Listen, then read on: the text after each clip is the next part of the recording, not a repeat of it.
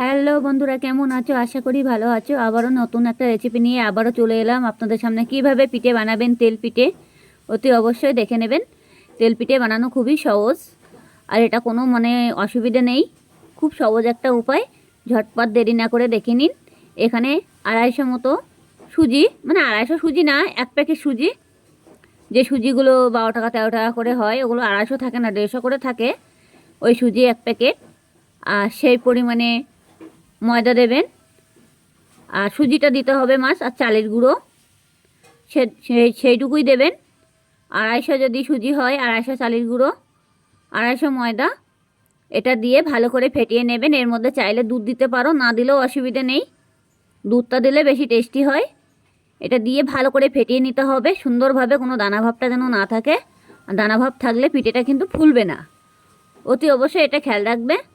ডোটাকে ভালো করে তৈরি করে নিতে হবে। একদম দেখতেই পাচ্ছ কত সুন্দর।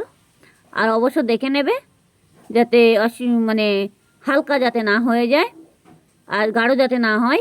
যদি মনে করো যে গাঢ় হয়ে গেছে তাহলে একটু গরম দুধ দিয়ে দেবে, আর যদি মনে করো যে একটু হালকা হয়ে গেছে তাহলে সুজি মারবে। সুজি মারলে পিঠেটা বেশি সফট হবে, আর খেতেও সুন্দর হবে, আর টেস্টি হবে খুব পরিমাণে। দেখতেই পাচ্ছ আমি এখন এটা ভালো করে ফেটিয়ে নিয়েছি।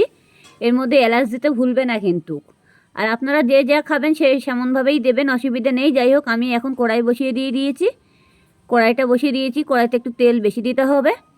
এই যে তেল দিয়েছি দেখতেই পাচ্ছ। অবশ্য আমার লোয়ার কড়াই হলে ভালো হয়। যাই হোক, লোয়ার কড়াইটা অনেকটা বড় তো, যার জন্য আমি এই কড়াইতেই বসাইছি। আমার এখন লোয়ার কড়াইতে আর বসানোর সময় নেই। এবার আমি এই কড়াইয়ের মধ্যে দিয়ে দিয়েছি। এই দেখো, তেলের মধ্যে আমি পিঠেটা ছেড়ে দিয়েছি। দেখো ডুমু ডুমু হয়ে গেছে সব পিঠেগুলো, এরকমই ডুমু ডুমু ফুলবে। অবশ্য চালের গুঁড়ো তো ঢেকি কোটা গুঁড়ো, কিন্তু ওর মধ্যে অনেক সময় কলের গুঁড়ো মিশানো থাকে, তো যার জন্য কানাগুলো কুচায় না। আর যদি পুরো ঢেকি গুঁড়ো হয় তাহলে কানাগুলো বেশি কুচে যাবে, আর দেখতেও ভালো লাগবে। আর পিঠেগুলো কিন্তু খেতেও খুব দারুণ লাগবে। অবশ্য তেলে ভাজা পিঠে বেশি ভালো লাগবে, আর অনেক দিন রেখে রেখে খাওয়া যাবে। এগুলো নষ্ট হয় না খুব সহজে, আর বাসি করে খেলে এত টেস্টি হয় সে বলার মতো না। যাই হোক, পিঠেটা কিন্তু আমার অনেকটা হয়েও গেছে। আর এরকম ফুটো করে দিতে হবে। ফুটো করে দিয়ে দেখবে যাতে এটা কাঁচা ভাবটা আছে কিনা। কাঁচা ভাবটা থাকলে ওপর দিয়ে বেরিয়ে সেটা ভিতরে পুরো সিদ্ধ হয়ে যাবে। যাই হোক, আমি আবারও পিঠে ছেড়েছি কড়ার ভিতরে। এই দেখো কত সুন্দর কানা কুচি কুচি হয়ে যাচ্ছে। এরকম কুচি কুচি হয়ে যাবে, আর পিঠেগুলো কিন্তু দারুণ হবে। পিঠে না ফুললে কিন্তু পিঠের ভিতরে কাঁচা কাঁচা থাকবে। আর সব কিছু একই লেভেলে জিনিসগুলো বুঝে বুঝে দেবে। সেইগুলো গোলাগুলো ভালো করে ফেটিয়ে নিতে হবে।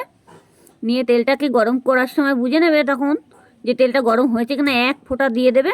দেখো পিঠের কানাগুলো কত সুন্দর কুচি কুচি হয়ে যাচ্ছে, দেখতেই পাচ্ছ।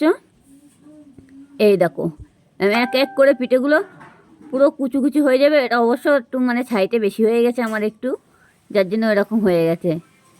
এবার দেখো পিঠেগুলো পুরোপুরি হয়ে গেছে আমার কমপ্লিট করা। দেখতেই পাচ্ছ আমি একটা পাত্রে তুলে নিয়েছি। দেখো আমি গামলার মধ্যে এরকম পিঠেগুলো তুলে নিয়েছি। অনেকগুলোই পিঠে হয়েছে, দেখতেই পাচ্ছ। এই দেখো, দেখেছো?